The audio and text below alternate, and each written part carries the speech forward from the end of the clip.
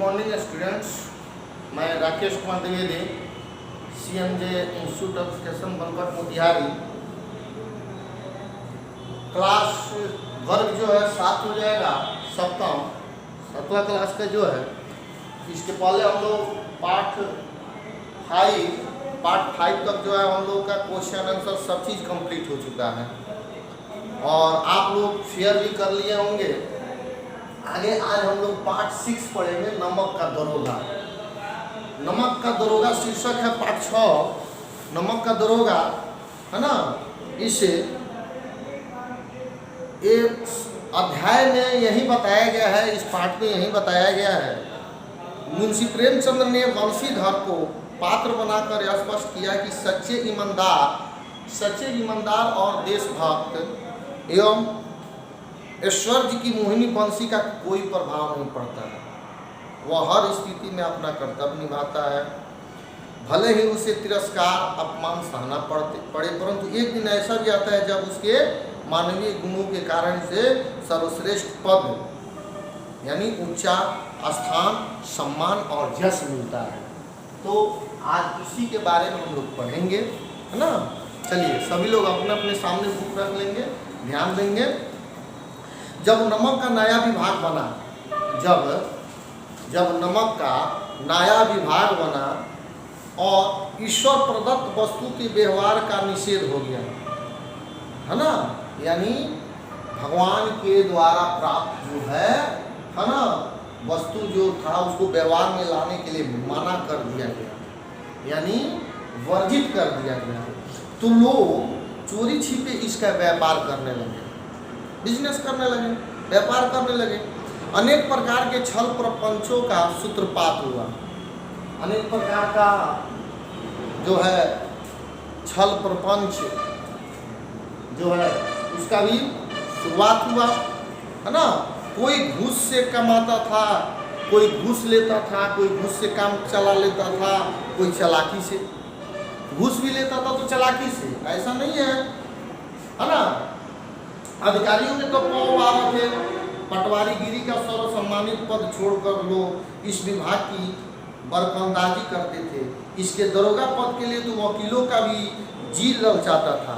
माने इस पद पर जो नमक के दरोगा का पद था, इस पर भी बहुत सारे लोग थे कि मेरा हो जाए, हमारा हो जाए, हमारा हो जाए। सभी लोग जो बड़े बड़े ओहदे पर पटवारी थे, सभी लोग चाहते थे कि मेरा हो जाए, सभी लोग का जी ललचाते रहता था। ठीक है, तो हम लोग, है ना, यह वह समय था जब अंग्रेजी शिक्षा और ईसाई मत को लोग एक ही वस्तु समझते थे। ये उस समय की बात है कि जब अंग्रेजी शिक्षा और ईसाई के लोग एक ही मत समझते थे। फारसी का प्राबल्य, है ना, फारसी का प्रचलन था। प्रेम की कथाएं और श्रृंगार रस के काव्य पढ़कर फारसिंदा लोग सर्वोच्च पदों पर नियुक्त हो जाया करते थे। ठीक है, मुंशी वंशीधर भी जुलेखा की विरह कथा समाप्त करके, है ना, मजनू और फरहाद के प्रेम वृत्तांत को नल और नील की लड़ाई और अमेरिका के आविष्कार से अधिक महत्व की बातें समझते हुए रोजगार की खोज में निकले। वो लोग प्रेम का कथा, विरह कथा, अलग कथा का समापन करके, है ना, वो लोग मजनू और फरहाद का प्रेम वृत्तांत, नल नील की लड़ाई और अमेरिका के आविष्कार से अधिक महत्व की बातें, है ना, समझते हुए रोजगार की खोज में निकल गए। अब भाई अब इससे काम नहीं चलेगा, अब हमको कुछ ना कोई रोजगार करना चाहिए। तो उसी के खोज में वो लोग निकल गए। उनके पिता एक अनुभवी पुरुष थे, समझने लगे बेटा घर की, मतलब वो समझाने लगे कि बेटा घर की हालत जो है दुर्दशा यानी बुरी हालत है, देख रहे हो, है ना, आप देख रहे हो कि हमारे घर की क्या स्थिति है, क्या दुर्दशा है, ऋण के बोझ से दबे हुए हैं। लड़कियां हैं वे घास फूस की तरह बढ़ती चली जाती हैं, छोटी है, कल उससे बड़ी, कल उससे बड़ी, मतलब बढ़ती जा रही है ना। जैसे घास फूस बढ़ते जाता है उसी प्रकार से लड़कियां जो है अपने घर में वो भी बढ़ती जा रही है ना। मैं कगारे पर का वृक्ष हो रहा हूँ, न मालूम कब ढा पड़ूँ, अब मैं बूढ़ा हो चला, मैं कब मर जाऊँगा, पेड़ वृक्ष बड़े हो जाते हैं, जब वो पक जाते हैं तो सूख जाते हैं, वो भी उसी प्रकार से मैं भी अब तो जब मैं नहीं रहूँगा तो तुम ही लोग घर के मालिक मुख्तार बनोगे, है ना। नौकरी में ओहदे की और ध्यान मत देना, ये मत देना कि मेरा ओहदा क्या है ना। तुम यह करना, यह तो परी का मजारा निगाह चादर और चढ़ावे पर रखनी चाहिए। मतलब ऐसा काम ढूंढना जहाँ कुछ ऊपरी आए, मैंने जा रहे हो काम की खोज में, ठीक है जाओ, लेकिन ऐसा काम खोजना कि जिसमें क्या हो, ऊपरी आमदनी हो। मासिक वेतन तो पूर्णमासी का चांद है, ये मुंशी प्रेमचंद जी के पिताजी उनको समझाते हैं, है ना। कहते हैं कि मासिक वेतन तो पूर्णमासी का चांद है, एक दिन दिखाई देता है और घटते घटते लुप्त हो जाता है। ऊपरी आय बहता हुआ स्रोत है, जैसे गंगा का पानी बहता है उसी प्रकार से बहता हुआ स्रोत है, आय है, जिसमें सदैव प्यास बुझती है। वेतन मनुष्य देता है, इसी से उसमें बुद्धि नहीं होती, है ना। ऊपरी आमदनी ईश्वर देता है, वेतन जो है मनुष्य देता है जिससे बुद्धि नहीं बढ़ती है, और जो ऊपरी आमदनी आती है वो ईश्वर देता है, इसी से उसमें बरकत होती है।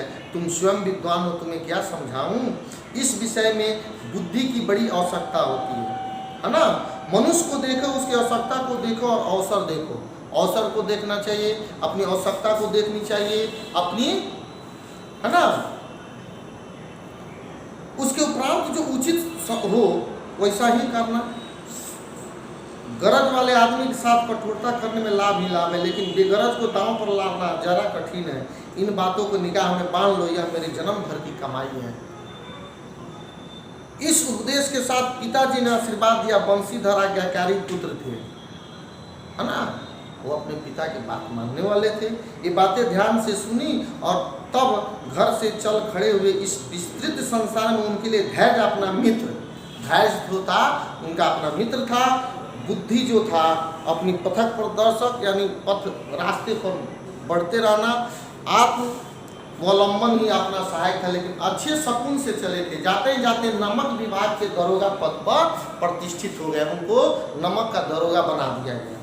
वेतन अच्छा था, हिम्मत था, सावधानी से काम किया जाए तो ऊपरी आय का तो ठिकाना ही न था। कितना आमदनी होगा उसमें, बहुत सारे आमदनी ऊपरी आय होगी। वृद्ध मुंशी जी को सुख संवाद मिला तो फूले न समाये, माने वो बहुत खुशी हुए कि बेटा का हमारा, किसी के भी गार्जियन को होता है। आप ही लोग में से अगर कोई कलेक्टर हो जाए, डॉक्टर हो जाए, अच्छे ओहदे पे चले जाए, तो गार्जियन को जो है, माता पिता भाई सभी को सुन करके खुशी का ठिकाना नहीं रहेगा। उसी प्रकार से मुंशी जी को भी यह मिला तो बहुत खुशी हुई उनको भी, और महाजन कुछ नरम पड़े पड़ोसी के हृदय में सूर उठने लगे। माने कुछ तो भाई ऐसे होते हैं कि कुछ लोग, किसी कोई आगे बढ़ता है, कोई अच्छे ओहदे पर जाता है तो कुछ लोग देख करके अच्छा महसूस करते हैं, कुछ लोग होते हैं कि जलन होते हैं, कुछ लोग जलते हैं, लेकिन उससे कोई बात नहीं होती है ना। तो जाड़े के दिन था, रात का समय, नमक के सिपाही चौकीदार नशे में मस्त थे। मुंशी बंशीधर को यहाँ आए अभी 6 महीनों से अधिक न हुए थे, लेकिन इस थोड़े समय में उन्हें अपनी कार्य कुशलता और उत्तम आचार से अफसरों को मोहित कर लिया था। अफसर लोग उन पर बहुत विश्वास करने लगे। नमक के दफ्तर से एक मील पूर्व की ओर जमुना बहती थी, जमुना मतलब नदी बहती थी, उस पर नावों का एक पुल बना हुआ था। दरोगा जी कुंवार बंद किए मीठी नींद सो रहे थे। अचानक आँख खुली तो नदी की परवाह की जगह गाड़ियों की खड़खड़ाहट तथा मलाहों का कोलाहल सुनाई दिया, मैंने हाला सुनाई दिया। पानी बह रही है उसका आवाज़ न सुन करके गाड़ी का जो है आवाज़ सुनाई दिया। कुछ लोग आपस में बातें कर रहे थे, वो सुनाई दिया। इतनी रात गए गाड़ियाँ क्यों नदी के पार जाती है, अवश्य कुछ न कुछ गोलमाल है। तर्क ने भ्रम को पुष्ट किया, है ना, यानी संदेह। वर्दी पानी तमचा जेब में रखे और बात ही बात में घोड़ा बढ़ाए हुए पुल पर आ पहुंचे। गाड़ियों की एक लंबी कतार पुल के पार जाती देखी।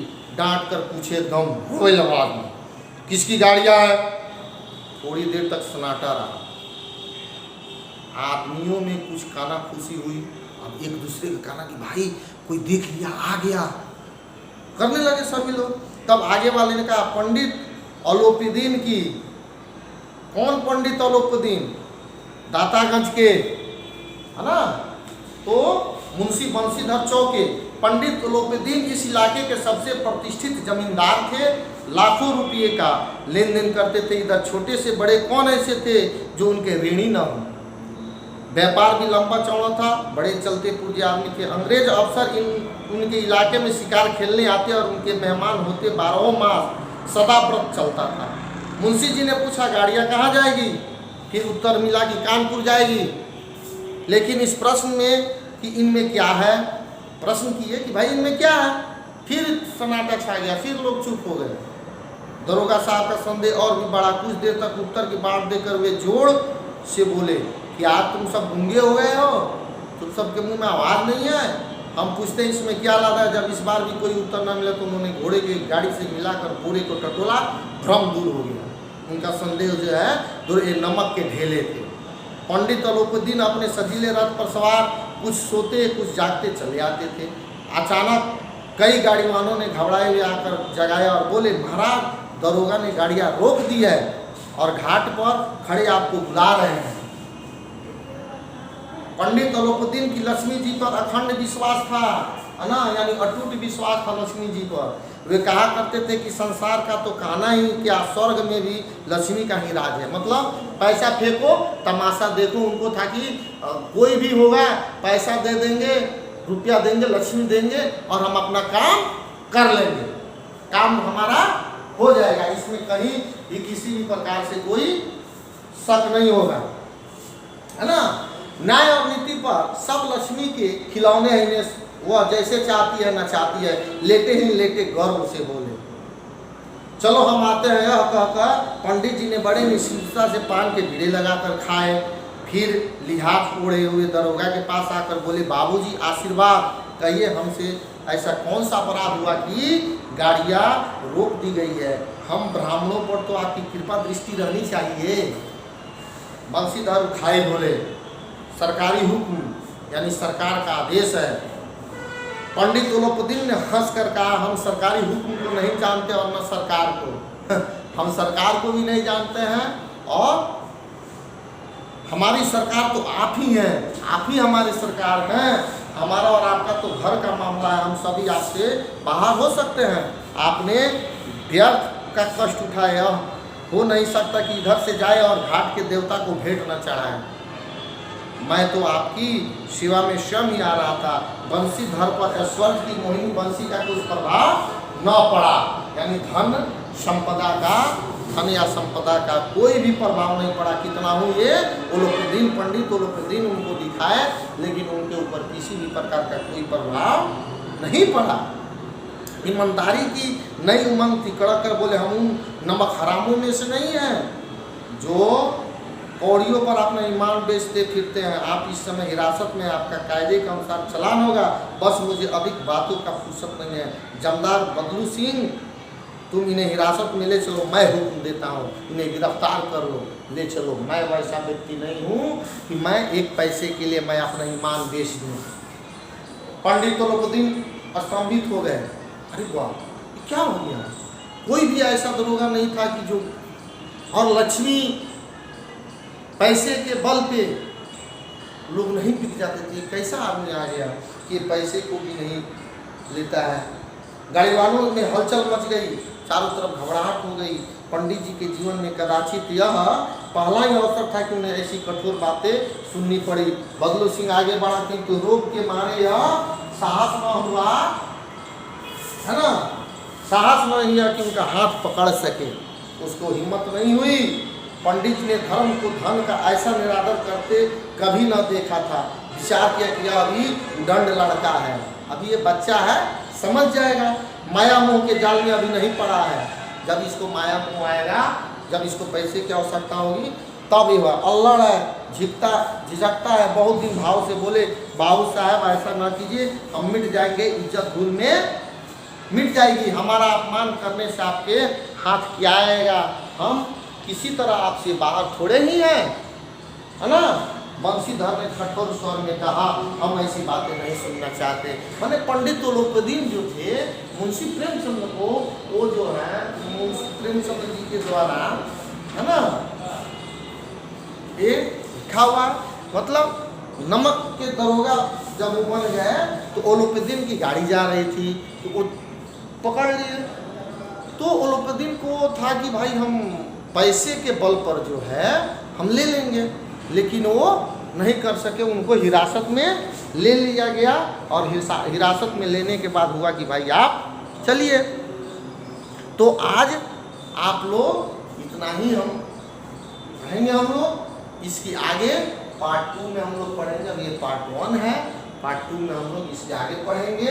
अभी आप लोग इतना इसके शब्दार्थ जो है, जैसे निषेध यानी रोका जाना चाहे वर्जित, सूत्रपात यानी शुरुआत, प्राबल्य, प्रचलन, दुर्दशा, बुरी हालत, विवेक, बुद्धि, भ्रम, संदेह, अखंड मन अटूट, ऐश्वर्य, धन, संपदा, है ना। तो इसको आप लोग फिर कॉपी में नोट कर लेंगे।